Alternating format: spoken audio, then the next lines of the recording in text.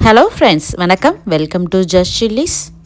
இன்றைக்கி நம்ம சேனலில் பார்க்க போகிறது ரொம்ப குயிக்காக ஈஸியாக பண்ணக்கூடிய ஒரு லஞ்ச் பாக்ஸ் ரெசிபி தாங்க, ஜீரா ரைஸ். வாங்க இப்போ எப்படி செய்கிறதுன்னு பார்க்கலாம். வீடியோக்குள்ளே போகிறதுக்கு முன்னாடி நம்ம சேனலை இது வரைக்கும் சப்ஸ்கிரைப் பண்ணலன்னா ஜஸ்ட் சில்லிஸ் யூடியூப் சேனலை மறக்காமல் சப்ஸ்கிரைப் பண்ணிக்கோங்க. இந்த ஜீரா ரைஸ் பண்ணுறதுக்கு முதல்ல குக்கரை சூடு பண்ணிக்கோங்க. குக்கரில் ஏற்கனவே நான் 1 டீஸ்பூன் எண்ணெய் சேர்த்துருக்கேன். அது கூட 1 டீஸ்பூன் நெய் சேர்த்துக்கலாம். அடுத்ததாக கரம் மசாலா ஐட்டம்ஸ்லாம் சேர்த்துக்கலாம். 2 பிரியாணி இலை, 2 கிராம்பு, 2 ஏலக்காய், ஒரு சின்ன துண்டு பட்டை, 1 டேபிள் ஸ்பூன் அளவுக்கு ஜீரகம், அடுத்ததாக காரத்துக்கு தகுந்த மாதிரி பச்சை மிளகாய் நான் 2 சேர்த்துருக்கேன். இதை சேர்த்துட்டு நல்லா வதக்கி கொடுத்துடலாம். ஜீரகம் எண்ணெயில் கொஞ்சம் நேரம் பொரியட்டும். நல்லா பொரிஞ்சதுக்கப்புறமா இது கூட மல்லி இலை கொஞ்சம் சேர்த்துக்கலாம். இது கூடவே ஃப்ரெஷ் பட்டாணி நான் கொஞ்சம் சேர்த்துருக்குறேன். இது ஆப்ஷனல் தான், உங்களுக்கு வேண்டானா நீங்கள் ஸ்கிப் பண்ணிக்கலாம். பட்டாணி சேர்த்துட்டு ஒரு 2 நிமிஷம் நல்லா வதக்கி கொடுத்துடலாம்.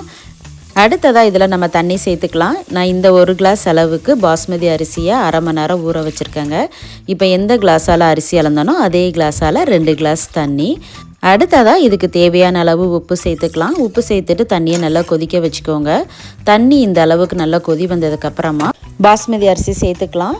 பாஸ்மதி அரிசி 1 கிளாஸ் எடுத்திருந்தேன். அதை 2-3 தடவை நல்லா வாஷ் பண்ணிவிட்டு அதை ஒரு அரை மணி நேரம் ஊற வச்சுருந்தாங்க. இப்போ தண்ணியெல்லாம் வடிகட்டிட்டு இப்போ குக்கரில் சேர்த்துக்கலாம். இதை லைட்டாக ஒரு தடவை கலந்து கொடுத்துட்டு குக்கரை மூடி மீடியம் ஃப்ளேமில் ஒரு 2 விசில் வச்சுக்கோங்க.